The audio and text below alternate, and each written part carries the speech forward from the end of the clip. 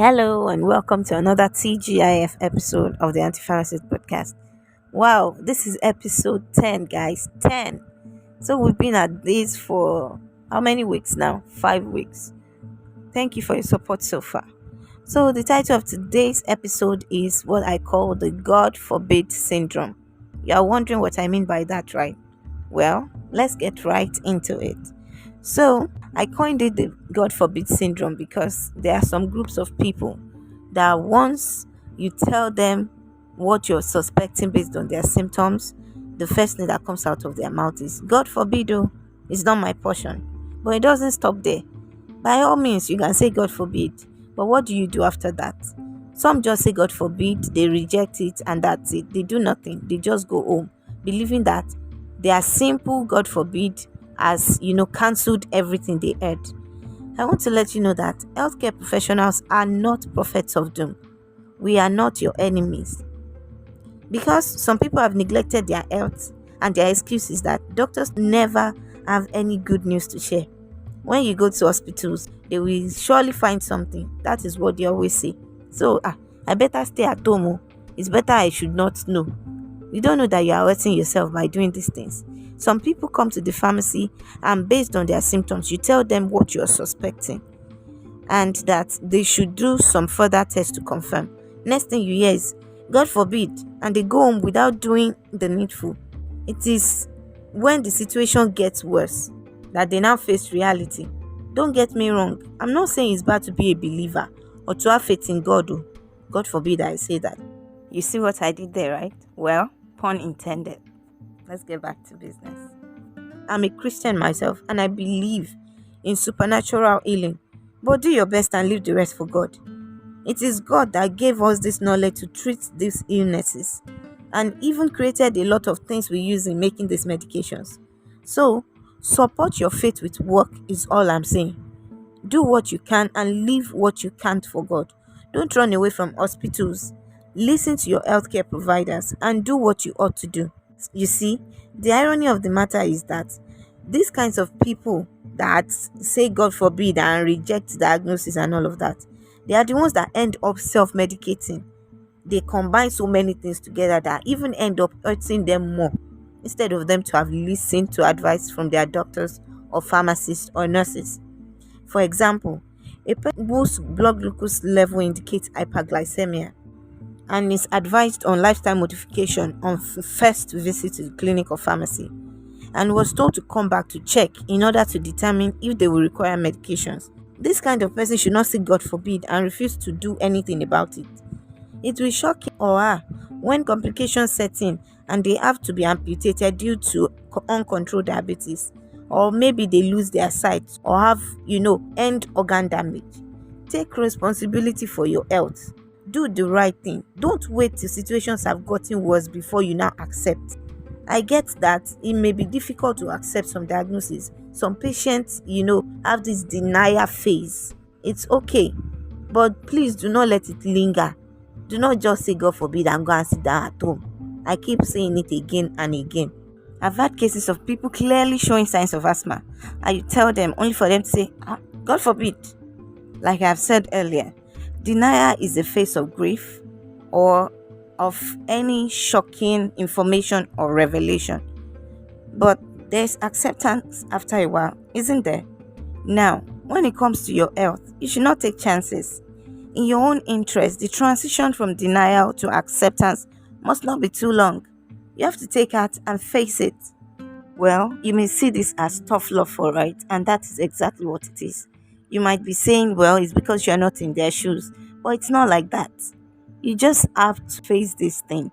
Yes, people get cancer diagnosis, they get diagnosis for HIV, but saying God forbid has never solved anything. That's all I'm saying. You have to do the needful. You have to face these illnesses. Look for the way forward. That's just all I'm saying. Take responsibility for your health. Well, I reckon that beneath the feigned faith and God forbid is actually fear. Fear of being placed on medications for the rest of their lives, fear of the financial implications of actually getting these medications for long terms, Then fear of restriction on lifestyles. Some people will say, now they'll say I should not eat this kind of food again. I should not do this again. How old am I? Or what is in this life that I cannot do this and that? So I am sure that this accumulated fear is actually at the root of this their denial. But my people, my advice for you is that you face your fears before it cripples you. Before what you fear eventually comes upon you, get diagnosed first, then pray. It is when you know what's wrong with you that you know how to channel your prayers. Denying its existence won't make it any less real. Rather, it complicates issues for you. And in case of illnesses, let me tell you the fact. It is better to diagnose them early and nip them in the bud before they get complicated. When it gets to that complication, you will not even like it. So when you go to the pharmacy, for example, and you were told your blood pressure is elevated, it's pre-hypertension or it's hypertension. Don't say God forbid though. Nobody in my family has hypertension. Even my father or my mother did not have. Don't tell me that one. God forbid, and you just get up and go. That's not the way to go. The best thing is to ask what the next thing to do is. Most of these chronic conditions, when you notice them early, when you diagnose them early enough, you first combat them with lifestyle modifications before medications are deployed at all. It is when it has gotten to a level of complication, when it has gotten to an uncontrollable level, that we usually deploy medications. So that is why we advise that you do routine checkups. Check your blood pressure regularly, check your blood glucose level regularly, monitor these things, check your body mass index regularly, your BMI, check your liver function, do your full blood count, check your kidney function. All these things won't kill you. Check your cholesterol level, even do your hormone profile test every 6 months. Twice in a year is not too much. Do dental check, do eye check. These checks will save you a lot when it comes down to it. Don't say that whenever we go to the hospital now, they will surely see something. Me, I'm not going there. Then it starts getting more complicated in your body. Before you know it, at the end of the day, you will have no choice but to go back to all these things that you have said God forbid for. That's what I've come to tell you today. This God forbid syndrome, please let us cancel it. You can be a prayer warrior. That does not say that you should not use medications. It's God that created these things. I have pastors that use medications. That doesn't make them any less men of God. I'm a Christian. When I need to take medications, I take it. I support it with my prayers, and they work well for me. Taking medications does not mean that you do not have faith in God.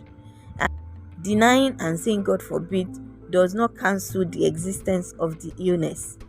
The best thing is face it head on. Take control of the situation. Be on top of the matter. Do what you can and leave the rest for God.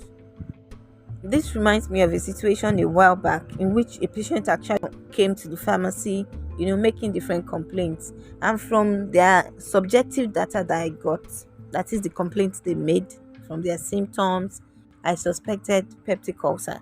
So I told this patient that what I'm suspecting from these your symptoms is peptic ulcer. The next thing is, no, God forbid, I cannot have ulcer. And I told him that you should just do a test to actually confirm. He said, no, I can't have ulcer, don't worry. And he left. The next time I saw this patient, he came to buy anti-ulcer medications. So I had to ask him that, sir, I thought you said you didn't have ulcer. He said he actually went to do tests when he could not hold it anymore, when he could not bear it, and it was confirmed that it was peptic ulcer he had.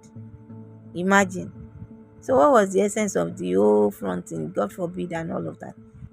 My people, please, and please, take responsibility for your health. That doesn't make you any less a believer. Take your medications when you ought to.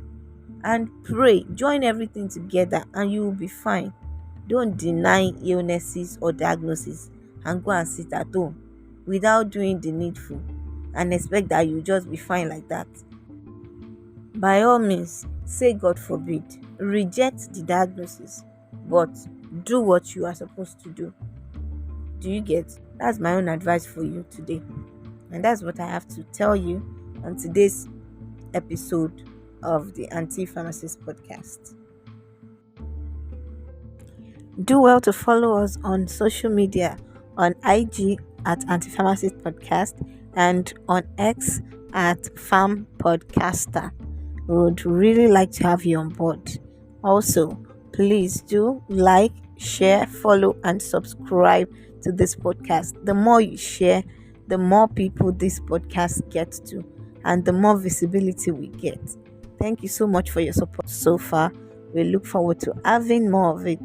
Do not forget that you can ask us questions and make comments under this podcast or even in our DMs. We will attend to your questions, all of them. Thanks once again. See you on Monday. Till next time, stay healthy and God bless you.